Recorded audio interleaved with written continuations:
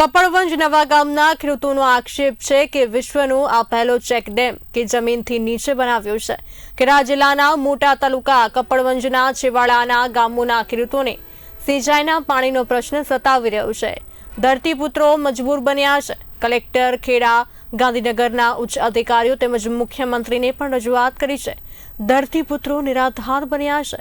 તેમનું આજ દિન સુધી ચેકડેમ બાબતે કશું સાંભળવામાં આવતું નથી તેવો આક્ષેપ કર્યો છે.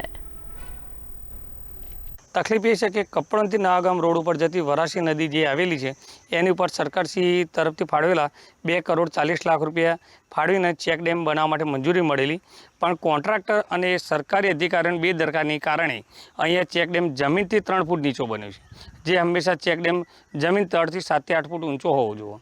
લાભ ના થાય એમાં તો આપને પણ ખબર છે કે ચેકડેમ 7 થી 8 ફૂટ ઊંચાઈમાં હોય તો જ પાણીનો સંગ્રહ થાય. આ ચેકડેમ તો જમીનથી 3 ફૂટ નીચું છે. જૂનો ચેકડેમ હતો એમાં સારું પાણી ભરાતું હતું, એમાં રિપેરિંગ કર્યું તો પણ પાણીનો સંગ્રહ થાય. અને આપ જોઈ રહ્યા છો, અમારે તો સરકારશ્રીને એક જ રજૂઆત છે કે આ ચેકડેમ નદીમાં બનાવ્યો છે કે નદીમાં ચેકડેમ છે કે ચેકડેમમાં નદી છે. કપડવંજ જિલ્લો ખેડા. આમાં વરાસી નદીમાં ચેકડેમનો પ્રશ્ન મોટો એક છે. ચેકડેમ સરકારશ્રીએ 2,40,00,000 ફાળવ્યા હતા. એમાં ચેકડેમ જમીનથી ઉપર 7-8 ફૂટ હોય તો ખેડૂતોને ફાયદો થાય. આ જમીનની નીચે 3 ફૂટ બનાવે છે, કોઈ ફાયદો નથી. એનાથી અમારો જૂનો ચેકડેમ જો રિપેરિંગ કર્યો હોત તો મોટો ફાયદો હતો.